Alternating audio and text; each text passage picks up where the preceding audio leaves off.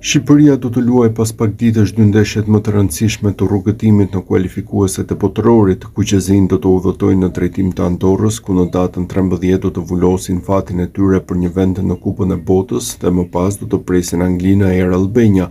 Në javën e parë të nëntorit, Silvinho do të publikojë listën me futbollistët e grumbulluar për këtë ndeshje. Lajme të mira për Silvinho padyshim që janë rikuperimet e lojtarëve të dëmtuar, ndërkohë që shqetësojnë futbollistët që nuk janë në formë të mirë dhe që nuk po luajnë me skuadrat e tyre në kampionatet respektive. Në kushte të tilla, Silvinho mund të ndryshojë vendimin e tij dhe të grumbullojë dhe futbollistë të cilët nuk kanë qenë kurrë zgjedhje e parë ose të paktën nuk kanë qenë zgjedhje e parë në këto kualifikuese, ndërsa mund të kenë shkëlqyer në të shkuarën. Lojtarët më në formë. Në javët e fundit të shumët kanë qenë futbollistët që kanë shkëlqyer në kampionatet e huaja, ndërkohë që ka pasur edhe futbollistë të cilët nuk kanë arritur as të luajnë me skuadrat e tyre respektive. Ndeshja ndaj Andorrës është padyshim finalja më e madhe që kuqezinjt kanë dhe pavarësisht se në letër bëhet fjalë për një rival të lehtë, fusha ka treguar gjithmonë se të gjitha skuadrat dinë të luajnë futboll dhe nuk mund të fitohet pa dhënë gjithçka mundesh në fushën e blertë. Repartet që qetësojnë më shumë Silvinhon janë mbrojtja dhe mesfusha, pasi thuaj se të gjithë futbollistët po luajnë me skuadrat e tyre, përfshirë këtu dhe Strakoshën apo Daj Sinanin.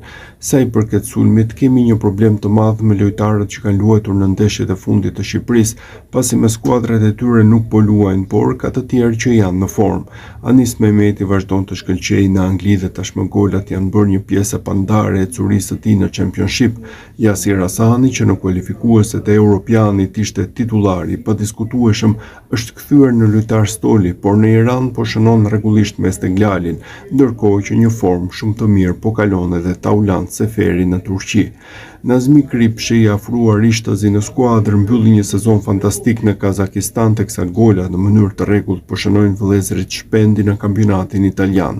Të gjithë këto lojtarë aktualisht janë jashtë planeve të Silvinhos, i cili në konferencat e shtypit ka thënë në mënyrë të përsëritur se nuk është koha për të pasur të rinj dhe se do t'i besojë eksperiencës pavarësisht formës që të rinjt po kalojnë. Lojtarët pa minuta. Armando Broja dhe Nedim Bajrami janë padyshim dy lojtarët që shqetësojnë më shumë, por gjithashtu edhe Hysaj ka pasur mungesë minutash te Lazio.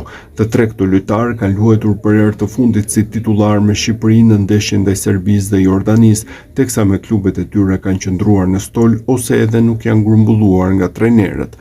Mario Mitaj më në fund ka nisur të aktivizohet pasi as ai nuk ka pasur shumë minuta këtë sezon, por pavarësisht kësaj të gjithë këta lojtarë kanë treguar se pavarësisht formës në skuadrat, në kombëtare janë gjithmonë gati.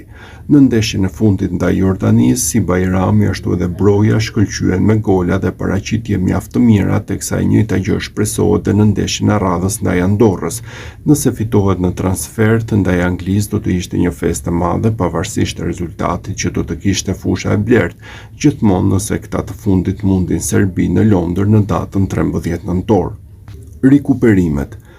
Në ndeshjet e muajit tetor, lista u publikua me dyshime të shumta dhe vetëm pak ditë para grumbullimit u konfirmuan mungesat e Ismailit dhe Pajazitit.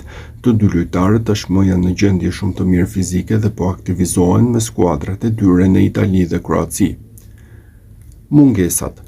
Marash Kumbulla vazhdon të jetë i dëmtuar pas një dëmtimi në muskulin e kofshës, ndërkohë që në dyshim të madh është tashmë dhe Naser Alii.